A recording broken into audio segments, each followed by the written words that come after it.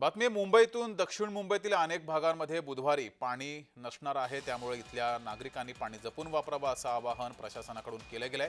बुधवारी या संपूर्ण भागामध्ये दक्षिण मुंबईमध्ये पाणी नसणार आहे। पाणी पुरवठा योग्य आणि सुरळीत करण्यासाठी दुरुस्तीचं काम होणार आहे आणि या दुरुस्तीच्या कामासाठी ए आणि एफ दक्षिण विभागातील काही भागामध्ये पाणी नसणार आहे, त्यामुळे या भागातील नागरिकांनी पाणी जपून वापरावं असं आवाहन केलं गेलं। नागपाडा, मुंबई सेंट्रल, भायखळा आणि नूरबाग या तसंच डोंगरी, काळी चौकी, चिंचपोकळी या भागामध्ये पाणी बंद राहणार आहे। दुरुस्ती कालावधीमध्ये पाण्याचा जपून वापर करा असं आवाहन महानगरपालिकेकडून केले गेले। या संपूर्ण भागामध्ये पाणी नसणार आहे। दक्षिण मुंबईतील अनेक भागात दुरुस्तीच्या कामासाठी पाणी हे बंद असेल।